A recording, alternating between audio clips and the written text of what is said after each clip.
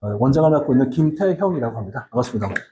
우리 이제 좀 이따 선생님들이 나오셔가지고 분당시내 이제 10개 고등학교에 관련된 이제 기본적 특징들, 어떤 고등학교를 어떻게 선택하는 게 우리 아이에게 유리할지 설명을 해 주실 겁니다. 그래서 그 설명 들으시면서 아이들이 어떤 고등학교를 진학하게 만들까에 대한 결정을 이렇게 해보시고, 그다음에 그 설명을 들으시면 아마 선생님들에 대한 신뢰가 생기실 거예요.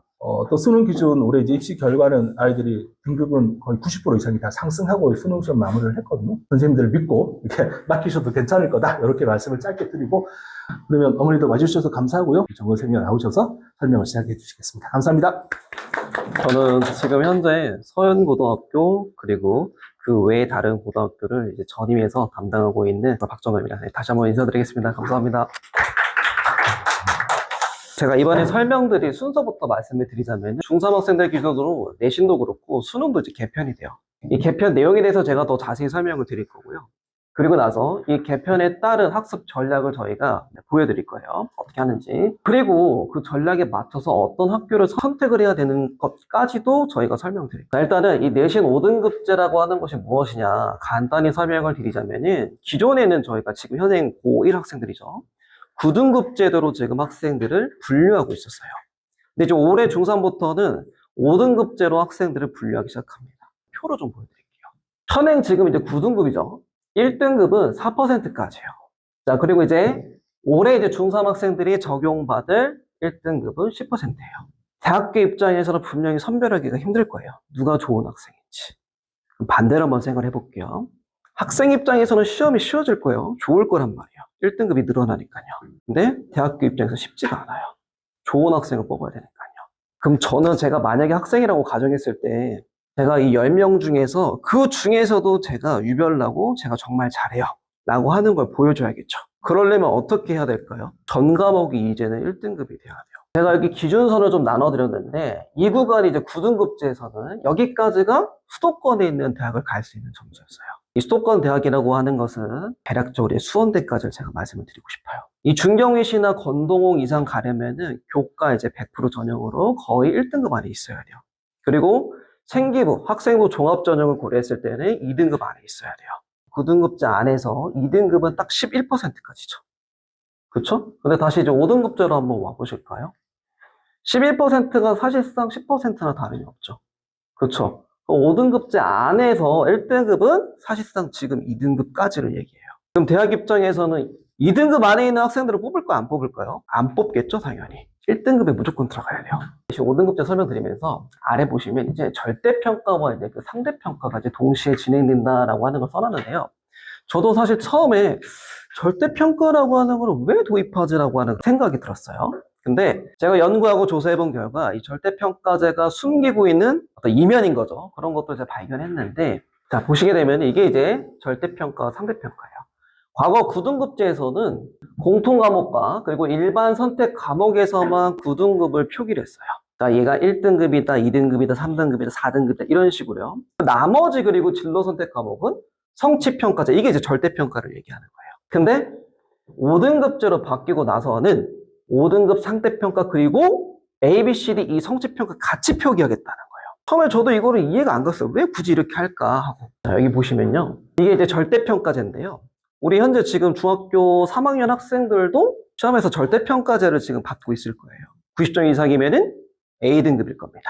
그 이하가 되면은 미수 처리해버려요. 그럼 학교에서 어떤 처리해버리느냐? 온라인 강의를 듣거나 아니면 방학에 와서 다시 수업을 들어야 돼요. 선생님 입장에서 시험을 어렵게 내려고 할까요? 아니면 쉽게 내려고 할까요? 5등급 제도에서는 분명히 시험을 쉽게 낼 거예요. 자, 이거 절대평가와 상대평가 동시에 표기된다는 게 아직 감이 잘 안 오실 거예요. 제가 예시로 좀 만들어 봤거든요. 자, 시험은 분명히 쉽게 출제될 가능성이 높아요, 지금. 대략 이제 이 분당권의 태원고나 뭐 대진고를 제외하고는 일반적으로 한 학년에 260명 정도가 있어요. 그런 상황에서 이제 1등급이 10%잖아요. 그럼 대략적으로 25명이 이제 1등급이 될 거란 말이에요. 네, 이 친구들이 다 100점을 맞게 되면요. 근데 아래 보셔요. 아래 보시면은 90점을 맞았어요. 절대평가라면은 이 친구는 지금 몇 등급이에요? A등급이 되겠죠? 이 친구들도 똑같이 A등급이에요. 둘 다 A등급이에요. 100점 맞은 친구는 상대평가로 봤을 때 몇 등급이었을까요? 1등급이었겠죠. 근데 90점 맞았는데 이 친구는 A등급이지만 몇 등급이죠? 상대평가는 2등급이에요. 이렇게 이제 성적이 나올 거라는 거예요. 그럼 대학교 입장에서는 어느 학생을 좀 더 경쟁력 있는 학생으로 볼까요?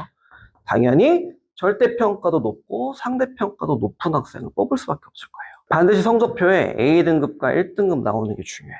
그리고 이거는 만약에 시험이 이제 어렵게 나왔을 때로 제가 이제 말씀을 드리는 건데 85점부터가 1등급이요. 이번에 이제 우리 서현고등학교 영어시험 2학년 기준으로 그랬어요. 자, 85점부터가 이제 1등급인데 90점이 넘는 학생들이 10명만 된다고 하면 제가 그렇게 가정을 한번 해볼게요. 250명 기준 1등급은 25명.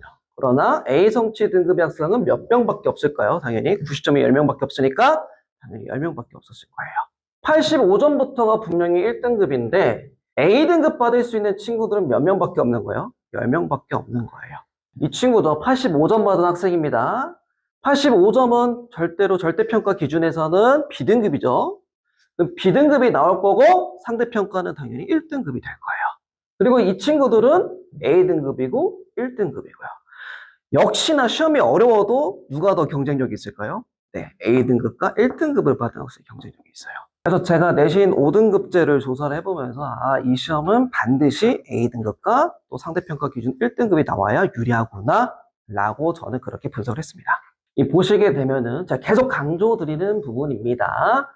전과목 1등급, A등급, 그리고 또 추가적으로 높은 원점수가 나와야 돼요. 9등급 제도에서는 표준 편차가 나오거든요. 근데 이번 5등급 제도에서는 표준 편차가 나오지 않아요. 그 부분이 뭐가 핵심이냐면요. 표준 편차가 낮으면 낮을수록 대학교에서는요, 이게 경쟁력이 있었던 시험이라고 생각을 해요. 근데 지금 표준 편차가 안 나와요. 5등급 제도에서는요. 대학 입장에서는 좋은 학생을 선별하는 게 너무 어려워진 상황이에요, 지금. 네, 그래서 어쩔 수가 없어요. 표준 편차가 없으니 원점수가 이제 높아야 돼요. 98점이 아니고 사실상 100점이어야 돼요. 시험도 쉽게 나올 거란 말이에요. 도대체 대학이 이걸 어떻게 선별할까? 뭐 어떻게 걸러내야 될까요? 누가 좋은 학생이라고 어떻게 선택할 수 있을까요? 학생부예요. 네, 생기부입니다. 생기부. 또 제가 그냥 제 사례를 한번 좀 말씀을 드릴게요. A라는 학생이 있는데 제가 아무리 봐도 이 학생은 문과를 가야 될 것 같아요. 근데 과학이 좋대요. 수학도 좋고. 그러냐? 하고 제가 성적표를 뭐 같이 얘기를 해봤어요. 너무 놀란 게 수학 점수는 5, 6등급이에요. 과학 점수도 5, 6등급이에요. 근데 아이러니하게 국어, 영어, 사탐 과목은 1, 2등급이에요. 그럼 이 친구는 이과로 가는 게 맞을까요? 문과로 가는 게 맞을까요? 문과로 가야 돼요. 근데 과학이 좋다, 그냥 수학 공부하는 게 재미있다, 그렇게 가버려요. 그걸 보고 제가 너무 안타까운 거예요. 나중에 저한테 얘기해요. 2학년 좀 넘어가서 선생님 그때 저 멱살 잡고 말리시지 그랬어요. 제가 이 얘기를 매년 들어요. 매년. 그래서 우리 부모님들께서는 학생이 어떤 성향을 제대로 갖추고 있는지를 빨리 찾아주시는 게 그게 너무 중요해요. 진짜. 학생부가 굉장히 중요해질 거고, 이제 내신으로 학생들을 선별하는 게 어려우니까 분명히 이제 어디다? 수능도 건들 거예요. 이 수능 최저 등급도 강화할 겁니다. 당연히 학교 선택이 학생부, 그리고 수능 최저 등급. 그러니까 수능 공부도 잘 가르치는 학교를 가야 돼요. 학생부도 잘 챙겨주면서. 근데 그런 학교가 어디 있는지 알기가 힘들어요. 이 내신 5등급제를 대체하는 방안이 뭐가 있느냐? 자, 계속 말씀드리지만은 이 부분 우리 자녀분들의, 우리 학생들의 성향 그리고 성적을 진짜로 잘 봐야 돼요. 자, 그다음 아래 보시면 이제 생기부 관리죠. 생기부 관리. 이 생기부 관리를 잘 해주는 학교를 가야 돼요. 그리고 본인이 생기부를 챙길 수 있는 학교를 가는 게 맞아요. 만약에 뒤에서도 말씀드리겠지만은 이과 성향이 강하다. 그럼 그 친구는 어디 학교로 가는 게 좋다고요? 서연고 가는 게 좋아요. 그럼 거기 서연고 가서 서양고에서 이제 편제되는 이 교과목이 있을 거 아니에요. 거기서 수행평가나 학습활동을 해가지고 뭘 하는 거예요? 생기부를 관리하는 거예요. 그리고 수능 최저 등급이 분명히 강화될 여지가 많다고 말씀드렸어요. 그래서 수능 공부도 반드시 병행 계속 해야 됩니다.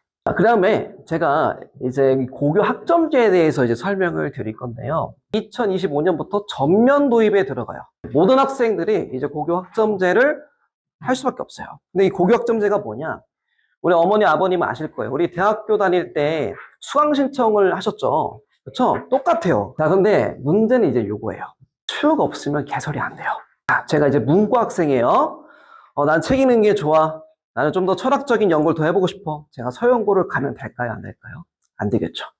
개설이 될까요? 안 될 거예요. 그 학생은 서연고에 가면 안 되는 거예요. 물론 갈 수밖에 없는 상황이 될 수 있지만 거기서도 또 여러 가지 돌파군이 있어요. 그건 저희가 관리해 줄 거고요. 다시 앞으로 오셔서 제가 고교학점제 다시 좀 보여드릴 텐데 이게 이제 고교학점제에서 개설되는 과목들이에요. 다. 그런데 저희가 눈여겨볼 게 있어요. 이쪽에 보시면은 요 과목들, 융합선택 과목 요 과목들은 이제 선택 과목. 이 과목만 상대평가가 표기가 안 돼요. 우리 이과, 보통 이제 이과를 많이 가죠. 이 기하라는 과목이 있습니다. 기하라는 과목은 9등급제에서 얘는 선택 과목이에요. 네. 얘는 선택 과목이고 얘는 절대평가로 나와요. 절대평가로 나오기 때문에 얘는 좀 못 봐도 학생들이 아 그래 뭐 B 정도 괜찮지 이렇게 생각해버려요. 근데 고교학점제로 오면서 이 과목은 여전히 선택 과목이긴 하지만 이제 뭐도 표기되는 거예요. 이제 상대평가도 표기가 돼요. 그리고 이 고교학점제에서 가장 어떻게 보면은 조금 제가 봤을 때는 학생들을 너무 힘들게 하겠다라고 생각된 부분이 이제는 학생들이 3학년 때까지 반드시 내신을 챙겨야 돼요. 끝까지 챙겨야 돼요. 보통 보면은 우리 서영고 학생들은 2학년 때까지 내신 챙기고 3학년 때 올라와서 수능 공부하는 경우가 많아요. 그리고 또 하나 더 검정고시 보는 친구들은 이제부터는 굉장히 불리할 거예요. 그 친구들은 생기부가 있을까요? 없죠. 그래서 검정고시도 안 돼요. 네, 굉장히 불리해요. 자, 다시 와서 그러면 이 고교학점제를 어떻게 그럼 대처할 것인가? 자, 똑같아요. 네. 자신의 성적과 성향에 맞는 과목이 개설될 확률이 높은 학교 가는 게 좋아요. 자, 그리고 또 아래 보시면 학생 수가 되도록 많은 학교를 가세요. 그리고 반드시 생기부를 고려하셔야 됩니다. 네. 이 학교에 들어가면은 나의 자녀가 이 수업을 들을 수 있을 것 같다. 네, 그게 이제 확실해져야 돼요. 그리고 만약에 아직까지는 우리 자녀 누구누구가 문과인지 이과인지 잘 파악이 안 된다. 여러분 사실 죄송하지만요, 어머니 아버님 그 친구 문과예요. 네, 사실 네, 죄송하지만요. 자, 그랬을 때는 오히려 이제 요런 학교, 그쵸? 이문과 비중이 뭐 6대4나 7대3 정도 학교 가는 게 좋을 거예요. 네, 이런 학교가 어디 있는지는 제가 뒤에서 또 설명을 드릴 겁니다. 이제 내신이 쉬워지고 있기 때문에 수능 무슨 등급을 올린다고요? 최저 등급을 올릴 거예요. 그럼 당연히 여기서 최저 등급을 획득하는 게 좋을까요? 영어 과목에서 획득하는 게 좋을까요?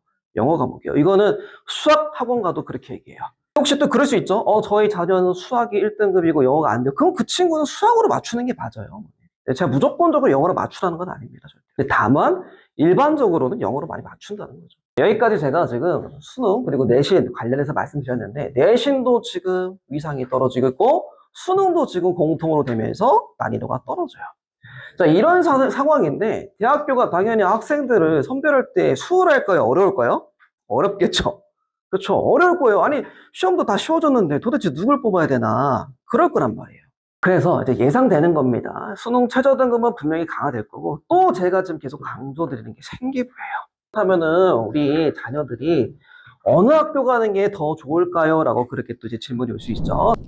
2부에서는 주요 10대 고교인 서영고, 임해고, 대원고, 야탑고, 돌마고, 송림고, 대진고, 영덕여고, 순회고, 분당고, 그리고 마지막 개원예고 순으로 학교별 특성 및 영어시험 비교 분석을 자세하게 설명드립니다. 2부에서 뵙겠습니다.